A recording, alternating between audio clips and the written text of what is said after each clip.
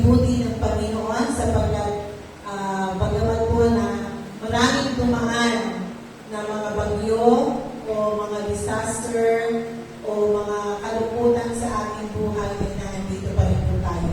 Tunay na kapuri-puri po ang Panginoon sapagkat binibigyan niya tayo ng lakas. At ang mensahe po na nais ipadala ng Panginoon ay akmang-akma po sa ating sitwasyon. Ako po ay kumuha ng video tungkol sa mga disaster. Pero napansin ko, kahit na hindi nyo panoorin yung video, makaka-relate na po tayo sapagkat ito yung ating present situation sa oras nito. Pero bago po yun, bago po tayo dumako sa mensahe, ay tayo po muna ay sabit na manalangin. Panginoong Yesus, tunay nga po na Ikaw ay dakila, Panginoon. Tunay na Ikaw ang nagbibigay ng buhay at kalakasan sa aming Panginoon. Sa gitna, Panginoon, ng mga pagsubok sa aming buhay. Lord, sa oras po ito ay lumalapit po kami. Lord, personally, ako po ay lumalapit sa inyo, Panginoon. Wala po akong kakayahan, Panginoon. Higit ang iyong kakayahan, Panginoon. Tunay na nawa po ay dumaloy po sa akin, Panginoon, ang banal na Espiritu. Nawa po ang mensahe na nais mo ibalatin sa amin ay tunay na Ikaw, Panginoon, ang mangusap sa aming puso. Lord, wala po akong magagawa sa balik sa pagmamagitan ng Panginoon. Ako po'y nananampalataya ng ibabahagi ko po ang mensahe na nais mo ibalatin sa bawat isa sa amin. Lord, pinupuri, pinapasalamatan ka po namin sa pangalan ni Jesus. Okay, good morning po ulit. Sabi nga po ay minsan sa ating buhay, mahirap magpasalamat kapag tayo ay lubog. O nasa kondisyon po na sitwasyon na sabi natin ay hindi masyadong kagandahan. So, ang pamagat po nito ay a grateful heart. Noong ako po ay inassign pastor, although yung MCC po ay nag-assign ng mga kapatiran o ng MCC council members para po mag-mensahe. Kami po ay malayo pa ay inassign na. At napatapat po kami ni Ronald ng November. So, purihin ng Panginoon sapagkat niloob po niya na kami po ay gamitin para po makapag-mensahe. So, salamat po sa Panginoon. So, a grateful heart. Ano po ba yung ibig sabihin ng grateful heart? So, pag sinabi po natin na grateful, ang ibig sabihin po nito ay feeling or showing an appreciation of kindness. So, pagpapasalamat. So, yung mensahe po ay isang pusong mapagpasalamat. Nais ko pong magbalik talong po tayo. Ito po ay may 7 minutes na video. Pero bago po doon ay basahin po muna natin ang sinasabi po sa awit 118 verse 1. Give thanks to the Lord, for He is good. His love endures forever. O magpasalamat kayo sa Panginoon sapagkat siya'y mabuti, sapagkat ang kanyang kagandahang loob ay magpakailanman. Magbalik na daw po tayo sa mga pangyayari sa taong 2020. Ito ay pangyayari hindi lamang po sa ating bansa, kundi sa ating buong mundo po.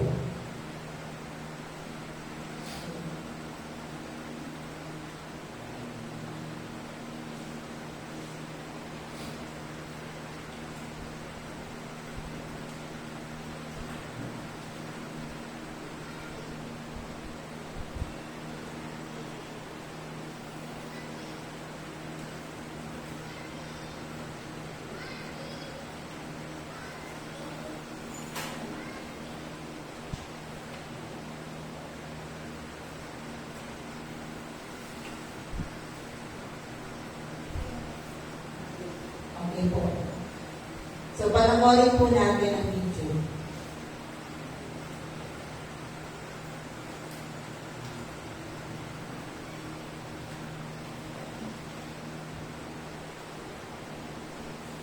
Saan mang dako ng mundo, meron po tayo mga nararanasan na tulad po sa Australia. The fires in Australia have been burning for months, and 18 million acres of land causing thousands to evacuate and killing potential millions of land.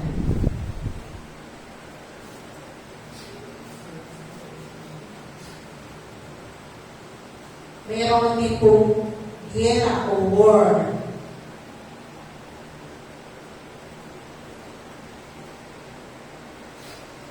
Iranian missile attacks target U.S. forces and 2 military bases in Iraq.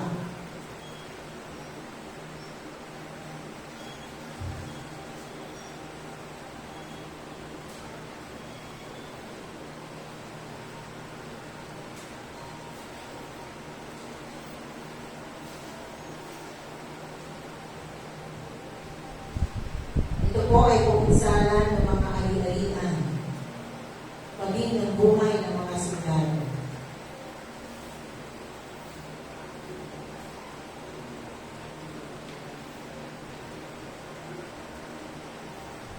Ang pagputok ng Taal Volcano sa Taal po o sa ating sa bansang Pilipinas.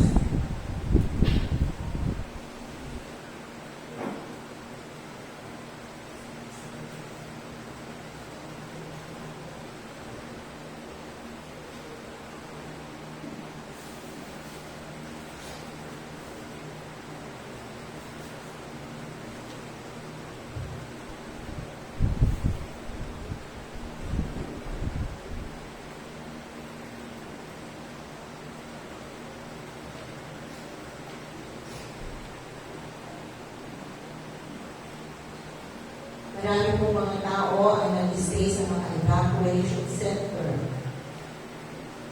Ito naman po ay nangyari sa Mexico. Pagputok din po ng bulkan.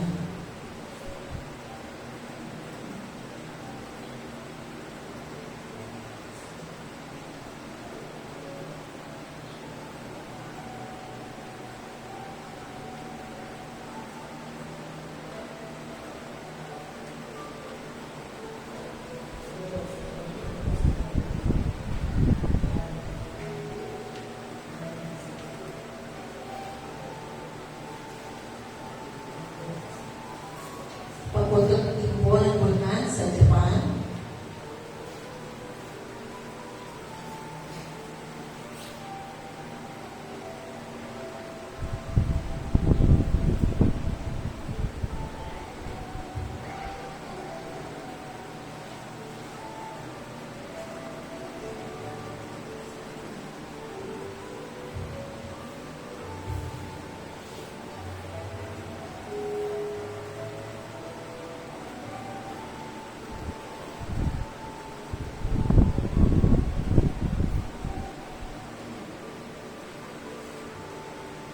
Ang paglindol sa Puerto Rico.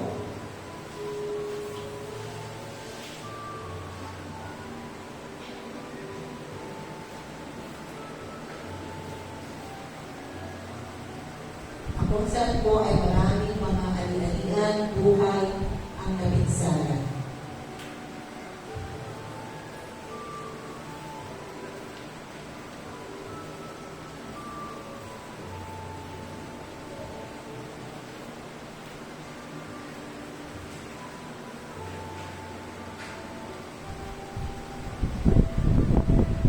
Nagkaroon din po ng plane crash o pagbagsak ng aeroplano.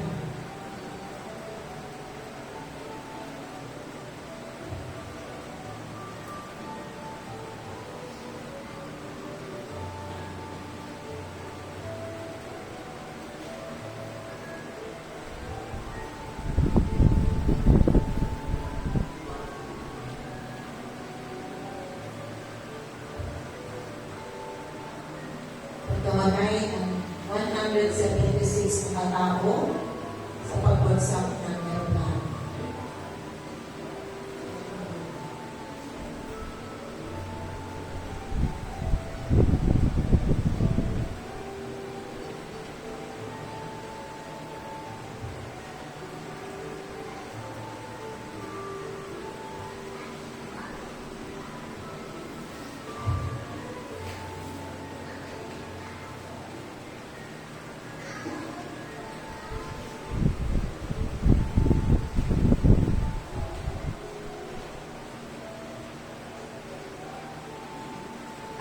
baha sa Indonesia na ngayon ay kasalukuyan po natin nararanasan.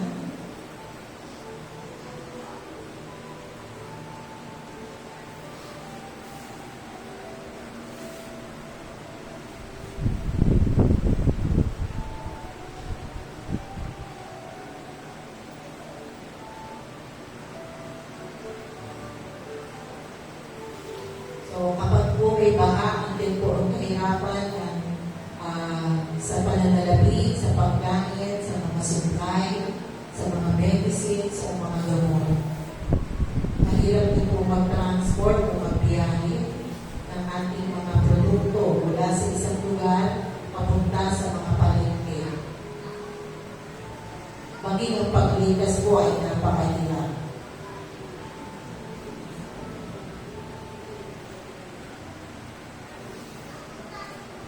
At ito po ang isang pinakamalaking dambok sa ating buhay na kung saan po ay nakapagpatigil ng paglalakbay, biglang tumigil ang ating buhay. Nag-stay tayo sa ating kabahayan. Punong-puno ng takot at nakaranas din po tayo ng pagkamatay ng ating mga mahal sa buhay. Hindi naman po dahil sa sakit o sa virus, kundi maging doon sa takot, sapagkat mas malaki po yung dinadala ng takot sa ating buhay. Minsan po ay mas napapabilis ang ating buhay.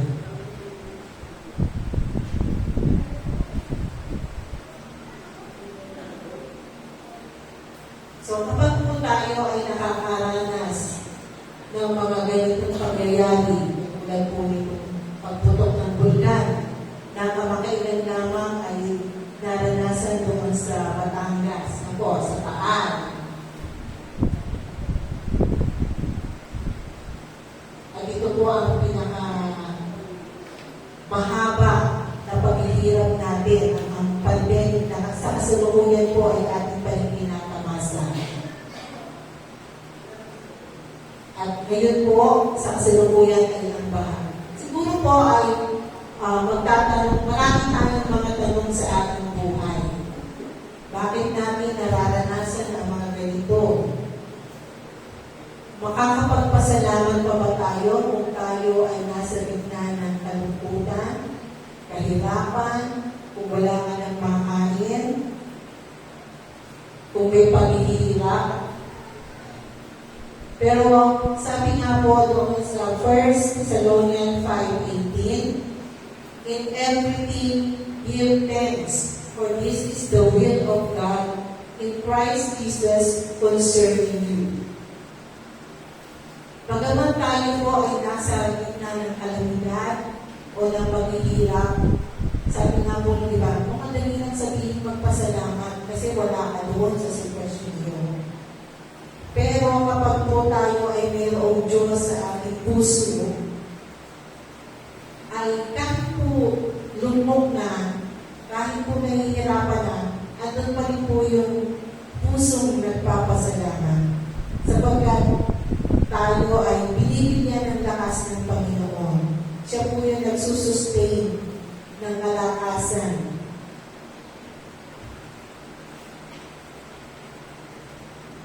Sabi nga po dito sa Hebreo or Hebrew 13:5-6, let your conversation be without covetousness, and be content with such things as ye have, for he had said, I will never leave you, nor forsake you. So dapat sa mga usapan po natin, o sabi nga po ay, mag-ilang kayo sa pag-ibig sa salapi. Magkasya kayo sa inyong tinatangkilik, sapagkat siya rin ang may sabi, sa anumang paraan ay hindi kita pagkukulangin, sa anumang paraan hindi kita pababayaan. So nais po ng Panginoon na sa gitna ng kalamidad o ng paghihirap, ng mga sa trials o struggle natin sa buhay, ano man ang nararanasan natin, ay patuloy po tayo na magtiwala sa Panginoon. Sapagkat kung wala po tayong pagtitiwala sa Panginoon, wala po tayong magagawa. Kailangan natin tumawag sa Panginoon. Siya lamang po ang pag-asa namin. Lahat ng imposible, through faith, ay kaya mo niyang ibigay sa amin, sa ating lahat. Sabi nga po ay napakahirap ng buhay at mahirap manampalataya o magtiwala sa Panginoon kapag nag-iisa ka, wala kang katuwang, wala kang hingi ng tulong. Kaya po mahalaga yung prayer ng bawat isa. Yung pagpapalakasan ng bawat isa. Di po ba napakasarap noong alam mo na may somebody is praying for you? Alam mo na yung isang kapatiran, miski hindi mo iniisip, may pinapanalangin ka pa rin niya. At doon sa buhay mo, naranasan mo yung pagpapala ng Panginoon because somebody is praying for you. Sabi nga po, hindi ka pababayaan ng Panginoon. So, God will not forsake you. Ang kailangan lang po ay manampalataya. So, sabi nga po ay, meron akong lola na siya po ay Christian, na hindi matatawaran ang kanyang pananampalataya. Kung ako'y bata pa, sinasama po niya ako sa mga Bible study. Kasi ang mother side ko, hindi Christian, pero Catholic. Ang father side ko, Protestant, sila yung sa evangelical. Ang lolo ko po, yung father ng aking grandmother, si Benamina, ay pastor sa evangelical. Nalimutan ko ang first name, pero ang si Pastor Huson. So, nalimutan ko yung first name. Kasi wala na si tatay, hindi ko matanong ano ko. Nakakilala ko si Kuya Abel, yung kapatid ng aking tatay, tumalo kanina, kasi popular siya sa sa may palala. Nalimutan ko naman kung itanong kung ano yung first name ng aking lolo. But, ang tawag po sa kanya, basta ang tawag po ay si Pastor Luzon. Siya po ay taga-Florante. Hindi po makatawaran ng kanyang pananampalataya. Minsan nagagalit na si tatay, nakatira po yun sa amin sa gawain namin. Kahit na ulan, na bagyo, kahit baha, hindi mo po yun mapipigil na hindi dadalo sa panambahan. At nakita ko po sa kanya yung very, very prayerful. At lagi po niya sinasabi sa amin na pinapadalangin niya kami na maging Christian. Kasi noon po, pag kami umakit sa Bible study, pero hindi pa po kami tumatanggap. At ngayon po po masasabi niya, yung panalangin niya ay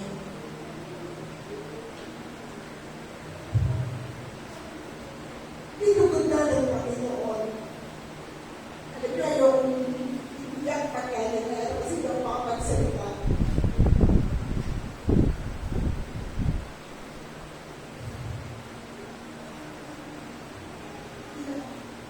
Kumamit ang Panginoon sa katawang mo niya. Ate Sally, namin siya ni Ate Sally sa Bethel while nag-offer siya ng Bible study. At salamat po sa Panginoon sa pagkat yun ang pinto na nagbukas. Sorry po. Yun po yung pinto na nagbukas na kami po ay makakilala, magpatuloy na makakilala sa Panginoon. Kasi po, si tatay kahit na ano ng palataya, kahit ng palayo, hindi na po siya nakasimba. Nagkaroon din siya ng katisuran sa mga Christian ay alam mo yun. Na bakit daw masisipag silang magkakapatid, walang bisyo, pero ang buhay ay hirap, isang kahit isang tuka. Yun ang lagi ng kinukwento sa akin. Kasi po yung lolo ko ay albularyo. Sige yung dito, siya po yung pag may lamat, nagpapagaling, pag may taon, mga taon. So sabi niya, nung ako'y bata, gusto ko rin makatulong, makapagpagamot. Nakita ko yung binabasa niya, Latin.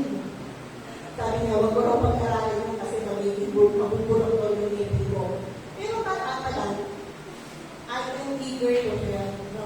Gusto ko yung ginagawa ng Lelo. Pero sabi niya, wag kasi mahirap at hindi uunlad na yung buhay. Kaya po si Tatay Bertin, kung kami po ay dito sa Wawa ng Patira, hindi po niya kinuha yung pagkagamot. Kasi alam niya, bagamat nakakatulong, pero hindi po uunlad ng buhay. So siguro kung tinanggap niya sa kanya po binibigay yung pagkagamot, hindi po kami makakatapos ng pag-aaral.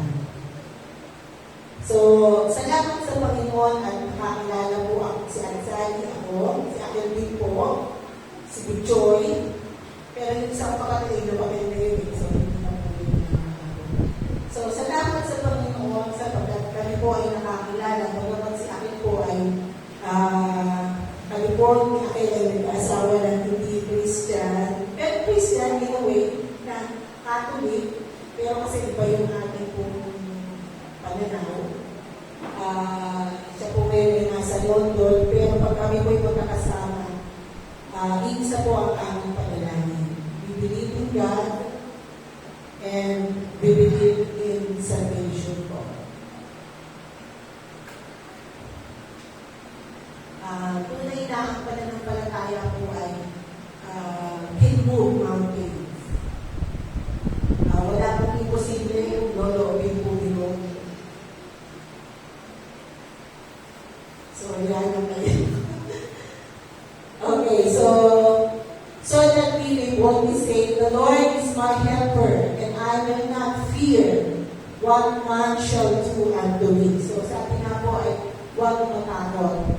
The Lord is always our helper. Pero alam mo, ang tao po ay natural niya matatakutin. Ito daw po ang katanginan o karakteristik ng tao. Madaling matakot sa sasabihin ng tao. Madaling matakot sa gagawin ng tao. Madaling matakot sa ating kapaligiran. Di po ba? Maraming mga hindrances. Ayun, tumayo dito kasi natatakot ako. Hindi ako sanay. Alam niyo, kahit ako ay hindi rin po ako sanay ng pagbahagi o dito tumayo. Kay Pastor Will. Yung aking pananampalataya at ano ay iba talaga pag Pastor Will nagsasabi. Pero sabi nga po ng Panginoon, lahat ng kanyang anak ay bibigyan ng karapatan para magbahagi ng salita. So, ano man ang ating kalagayan, may pinag-aralan naman o wala o po kayong mahihiya sapagkat Spirit of the Lord is the one speaking in your things. Siya po ang nag-guide sa atin. No po? So, kahit po kami sa pagtuturo, pinakamahan pa rin po kami. Sabi ko nga kay kapatid na Ronald Robert, pag-pray mo ako. Pero nag-pray na rin po ako sa bahay. Alam niya, bago ako tumayo dito, ang aming paa ay para bang nanginginig po. Pero salamat sa Panginoon, kapag nasa gitna ka na, at ang Diyos na po ang kumikilos sa ating kalagitnaan, nawala na po yung aking feelings.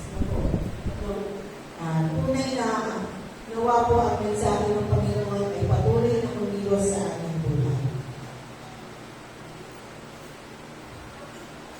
Psalm 13, verse 8. Jesus Christ, the same yesterday, today, and forever.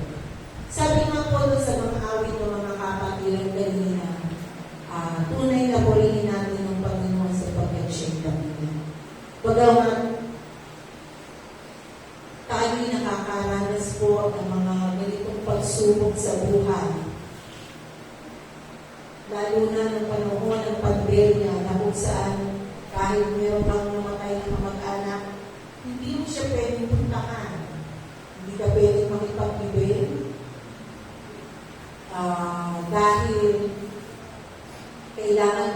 swab test ka pa, yun lang allowed na makapag-ibig doon sa isang libingan, ay kailangan 20 persons lang at kailangan nakapag-paswab kayo. Magkano po ang paswab? Nagmura na po ngayon, 4 na lang ba o 40? Pero nung panahon na kasagsaraw ng COVID ay napakamahal at punong-puno ng takot, hindi po ba? Sino sa inyo po ang hindi natakot nung unang dumating yung COVID? Bagamat natatakot, andun pa rin po yung pagtitiwala sa Panginoon. Dumating man yung mga bagyo, ang mga unos. Naalala ko po nung bagyong Rolly. Sabi ko, magpe-pray ako. Sabi ko, may nagpasayo sa St. Rose po. Magtaas na po kayo ng mga gamit sapagkat malapit na po ang tubig doon sa may tinatawag silang level, ano? Na kung saan ay dapat na tayo magtaas ng mga gamit at lumikas sa mga tahanan. Alam niyo po, kahit na ako ay nagtitiwala, pero andun pa rin yung parang nilinervous ako. Natendensa ako habang nagtataas ng gamit. Tapos nag-pray ako. Sabi ko, Lord, tunay nga po na wala kang magagawa. Pero ikaw ay mayroong magagawa sa buhay. Ang naalala ko po ng mga oras na iyon ay yung si Jesus ay nasa bangka na nagkaroon ng malakas na bagyo. Ang sabi ko nga po, at nakipagtotoo ko rin sa mga kasama ko po doon sa Berker. Kami na, meron po kami group chat. Ipinadala ko po yung picture na para sa amin. Sabi ko, salamat sa Panginoon sapagkat tumila po yung bagyo. Hindi na tumaas yung level ng water doon sa ilog sapagkat kapag ito po'y nagpatuloy, talagang babahaan din yan. Babahaan buong Malaban. Alam niyo po, sa oras na yun, ang pinagkawaan ko ay kaya ng Panginoon. Kung paano noon ay napatigil niya yung bagyo sa gitna ng kalagayan. Ako yung nananampalataya na kaya niyang patigil ng Panginoon. At salamat sa Panginoon, tumigil po ang bagyo. So God is the same yesterday, today, and tomorrow, and forever. So dito naman po, dito nakaraan naman pong bagyo. Yung asawa ko, isip pa alas 3, tinitingnan, hindi pa baka, tulog tayo. Natulog kami, pag-isip natin, sabi mo na ako, nanay, gising na kayo. Asa, harapan na natin yung tubig. So yung buong terrace namin, may puno na ng tubig. So, eto na naman kami, taas. Pray again. So sabi nga po ay, patuloy na manalangin at huwag mawala ng pag-asa. So, pero minsan po, meron talagang hinahayaan ng Panginoon na hindi ibig sabihin na kung tayo nanalangin lahat ng gusto natin ang mangyayari. Hindi po.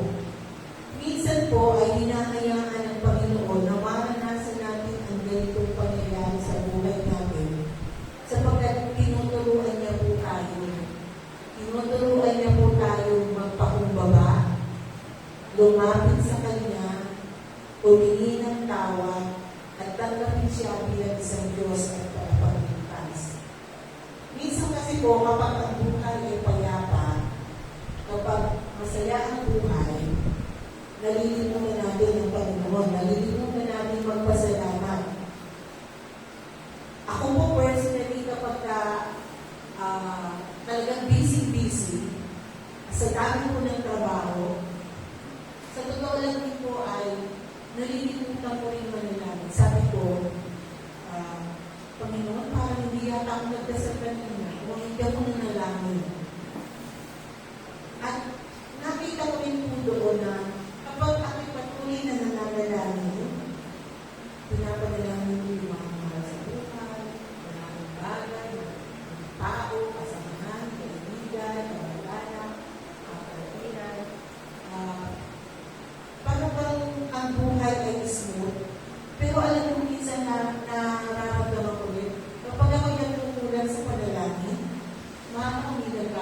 if mayroong nangyayari, sabi ko na, kailangan patuloy na mananaligan. Kailangan ang patuloy na buhay na nagpapakumbaba at nagpapasakot sa Panginoon. So, sabi ko nga po ay, kailangan magpatuloy, magtiwala, manampalataya. Ang pananampalataya po kasi ay tunay na ito ang nagbibigay ng lakas o yung strength sa bawat isa sa atin. Kapag wala po ang faith o pananampalataya, hindi po natin kayang kumilos o umakbang ng papunta o palayo. Hindi natin kayang mag-move on. Minsan kasi kapag may problema, sometimes broken-hearted, sometimes natanggal sa trabaho, nade-depress, nawawalan ng pag-asa. So, kapag wala po tayong pananampalataya,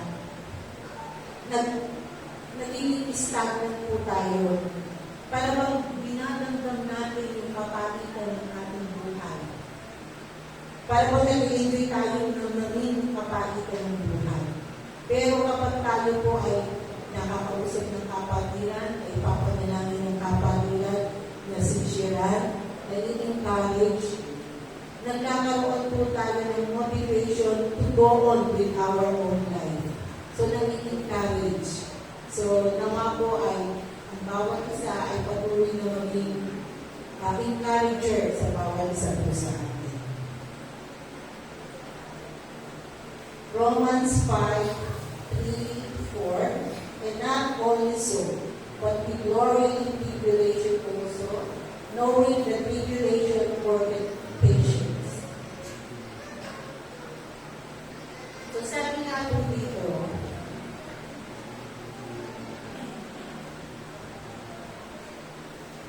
at hindi lamang gayon, kundi naman nangalalang tayo sa ating mga kapighatian na nalalamang ang kapighatian ay gumagawa ng katiyagaan. So, kailangan din po ay binidevelop sa atin ni Lord. Kaya nararanasan namin yung ito mga pagsubok, yung pagiging matiyaga. Minsan may mga panalangin po tayo na bakit matagal? Bakit parang hindi tinutugon ng Panginoon?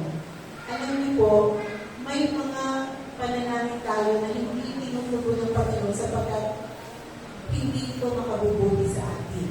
Minsan naman po, dinidelay. Naalala ko po itong church na ito ay pinag-pray na natin pastor at Seri para more than 20 years or before 20 years. Ano po? Ang pinag-pray po namin noon, kami namin pa sa Arizona, ay yung Mayets kung tao.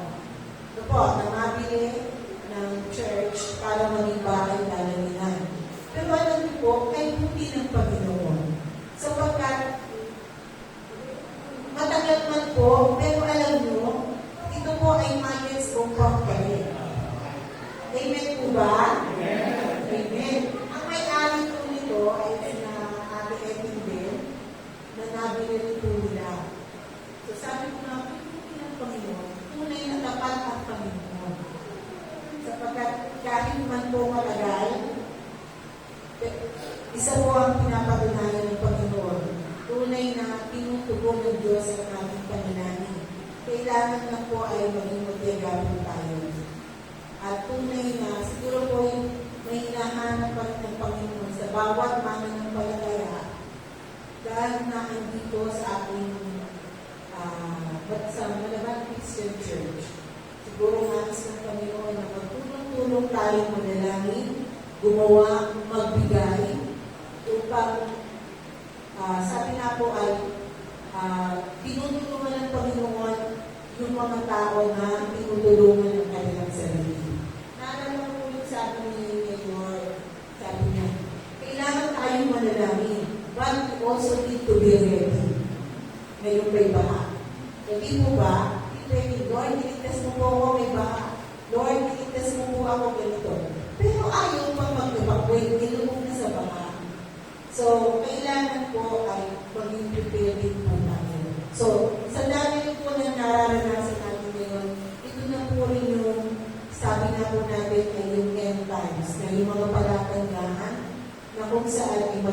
dumating ang Panginoon. So, hindi po natin alam kung kailan darating.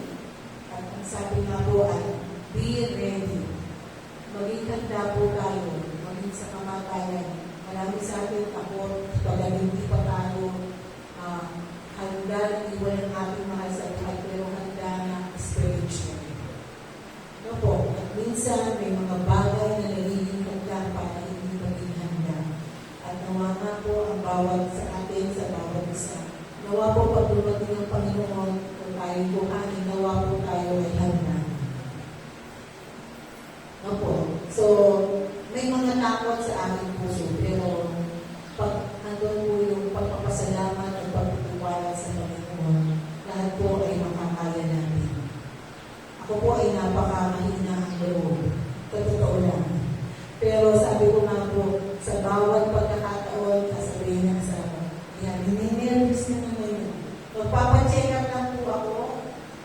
Maya na sabi ko, parang naiinit ako, Chili. Sasabihin ko sa asawa, hininervous ka na naman.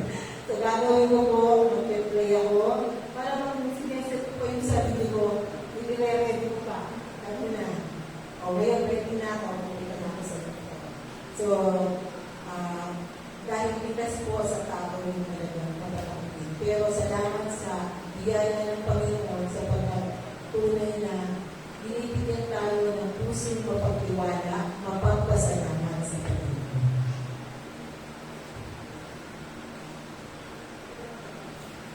Sabi nga po sa Romans 5:4, the patience, experience hope. At ang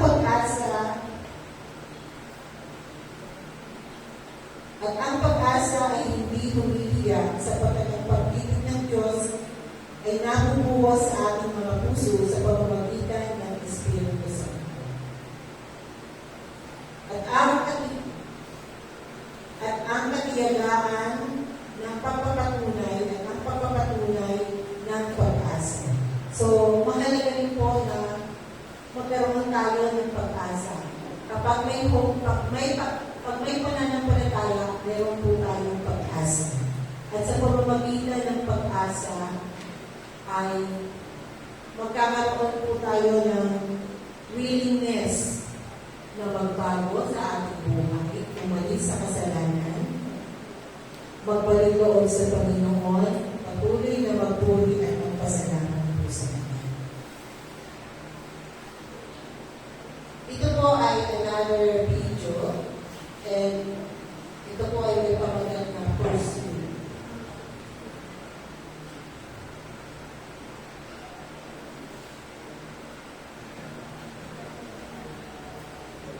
Kung ang una po ay mga pagsubok, disaster, kamatayan, ito naman po ang pangako ng Panginoon.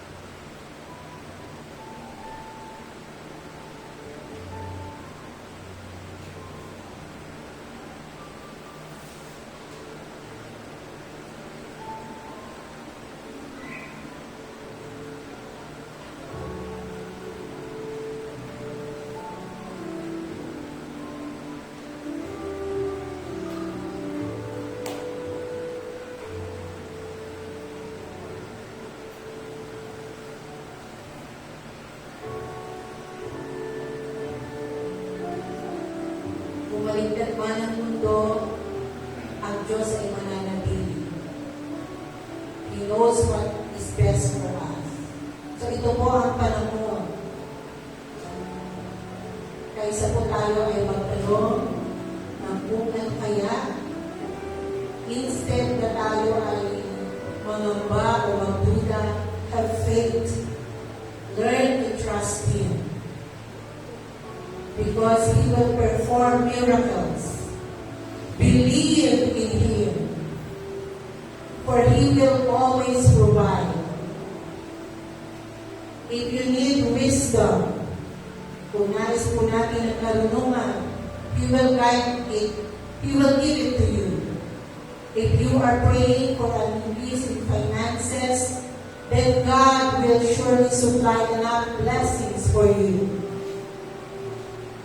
Learn to knock. Lumapit po tayo sa Panginoon. And He will open the door for you. Ask Him. And you will receive. Love Him with all your heart. Mahalin po natin ang Panginoon ng buong puso. And you will be blessed. Expect for more from God. For He will sustain you in ways that you can never imagine. May mga bagay po na hindi dalos ng ating isipan. So this is from Jerry E. Salamat po sa Panginoon sa kanyang mga salita, sa kanyang mga pangako. Sabi nga po natin, at ito rin po yung aming panalangin, o panalangin ko rin po, ito rin po ay galing doon sa daily bread na aking pong nabasa. Lord, we realize that focusing on our troubles cause us to forget that even in the midst of trials, you are good. Teach us to be humble and grateful in every circumstances. So ano man po ang sitwasyon natin sa ngayon, bahaman po, hindi natutulog ang Panginoon. Gagamit po siya ng mga tao, ng inyong katabi, ng kapatiran, gagamit siya maging ng mga tao o kapatiran na nasa malayong lugar. At salamat din po, hindi ko na naisawa dito sa picture. Kahaanong, after ng bagyo, ay mabilis ang pagtugon ng ating city hall, kung saan po ay namigay ng 5 kilos na bigas, o po sa may covered work sa service. Sabi ko, tunay na kay buti ng Panginoon. Sapagkat gumagamit siya ng mga tao na sabihin mo natin na sila ay servant ng ating pamahalaan. Pero alam mo, kung pagkawin na ng oras, ng panahon, ng hirap, na magbigay ka ng bigas, that is something po. Yung commitment to help. At mapalad po tayo ng ating mayor ay taga-Manila. Ano po? Na talagang sasabihin natin na andyan agad siya. So, I am not praising anyone, but I am giving credit to whom the credit is due. Po. So, sa ating pong Panginoon, ang papulit pasasalamat sapagkat yun po ay ginagamit lamang ng Panginoon, yung mga tao po yun. Salamat din po doon sa may mga nag-donate ng mga pagkain, isa ng mga gamot. Salamat po sa mga puso na handang magkaloob. Pero hindi po magiging gano'n ng tao kung wala pong pananampalataya sa Panginoon. Minsan po, merong nagbibigay dahil lang sa gusto maging kanya. Pero maganda po at alam po na lahat ng tao na nakikita natin sa ating paligid ay nagbibigay dahil sila ay nagmamahal. Dahil mahal niya tayo, mahal niya ang kanyang kapwa. So, thanksgiving is a virtue that grows through practice. So, nais po ng Panginoon na tayo ay lumago o magkaroon ng espiritong mapagbigay sa ating kapwa. Hindi lang naman po pera ang ating ibibigay. Pagmamahal, serbisyo, pagtitiwala, pag So, minsan nga po, yung maliliit na bagay, minsan mas yun po ang mayroong dating, di po ba? Kahit po sa pagbibigay ng regalo sa ating kapwa, hindi kailangan mahal. Yung maliliit na bagay lamang na isang kapit sa kanila, yun po ay magiging kalakasan ng ating kapwa. So, marami pong tao yung madali lang o mababaw ang kanilang. Opo. So, nais po ng Diyos na tayo maging mapagpasalamat sa Kanya. Sa mga biyaya, anuman ang sitwasyon, masaya lang tayo, mula sa kahirapan, nasa trahedya. Always give thanks to the Lord, for God is good.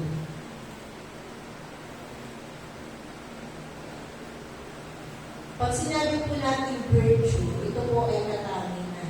So, gawa po ay mag-develop o magkaroon tayo o lumago sa atin ang pag-ibig sa ating kapwa at maging mapagpasalamat tayo sa ating Panginoon sa biyaya, sa buhay, kalakasan na patuloy na ipinagkakaloob po sa atin. Minsan may mga bagay na hindi natin alam pero God works in mysterious ways. Opo. Ang kapalakanan ng Panginoon ay higit sa paraanan natin. Ang karunungan ng Diyos ay higit sa karunungan natin. Ang karunungan po niya ay walang hanggan. Pero tayo po ay limited lang po ang ating karunungan. Muli po, sa Psalm o Awit 118 verse 14 or Psalm 118 verse 14, the Lord is my strength and song, and is become my salvation. So, ang Panginoon po ang nagiging kalakasan ng ating awit. At siya po ang ating kaligtasan. So, sabi nga po, tumapit tayo, sa oras na tayo ay hirap na pagod na pagod. Tumapit po tayo sa Panginoon sapagkat siya po ang magbibigay sa atin ng kalakasan. I-restore po niya yung ating katawang nangyayari.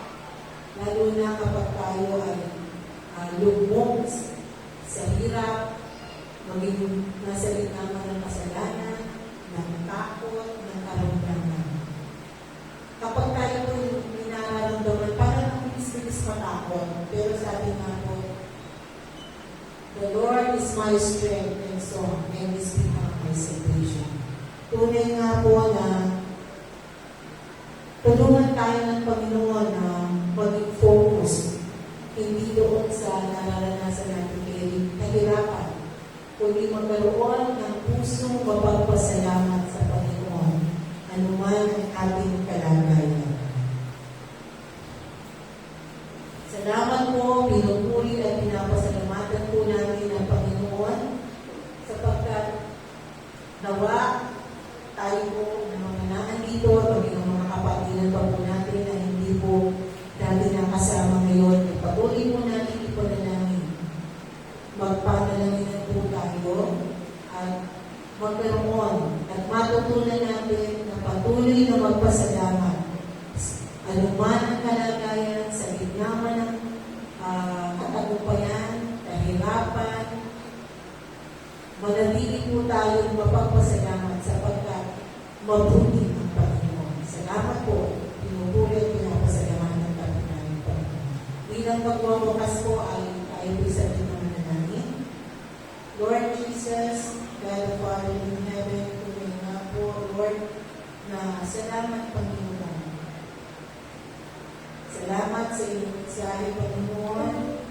Tunay na pinupuri, pinapasalamatan ka po namin, Panginoon, sapagkat sa gitna ng marami namin nararanasan ng mga tao sa kasalukuyan, maging sa buong mundo, Panginoon. Lord, pagkalooban mo po kami, isustain mo po, Panginoon, ang pusong mapagpasalamat sa amin. Nawa po patuloy namin masumpungan ang paglapit sa iyo, Panginoon. Huwag kami manangan sa aming lakas, Panginoon. Sa iyo po kami kumapit, Lord. Wala po kami magagawa, subalit ikaw, Panginoon. Ayaw mo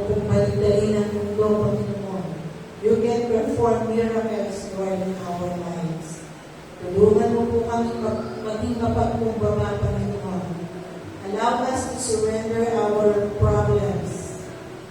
Maging ang aming mga kasalanan, Panginoon. Tulungan mo po kami patuloy na maging mabuti at matuwid sa iyong harapan. Hindi po namin kaya, Panginoon, kapag ikaw ay hiwalay sa amin. Minsan, Lord, natatagpuan mo po kami lugmong, Panginoon. Minsan, gumagawa kami ng mga bagay na hindi kalugod-lugod. Nag-conform kami, nakikiayon kami, Panginoon, sa takbo ng panahon, sa mga taong nakakasama namin. Subalit ikaw, Panginoon, ay naandyan, nagre-remind sa amin, Panginoon, that you are good, you are our Lord, at ikaw ang makapangyarihan, Panginoon. At kaya ng baguhin, Panginoon, ang aming sitwasyon. Tulungan mo po kami na patuloy na magpasalamat sa iyo at nawa po, Panginoon, ay maging kalugod-lugod kami sa iyong harapan. Salamat po in Jesus' mighty name. Praise you, Lord. To God be the glory. Amen.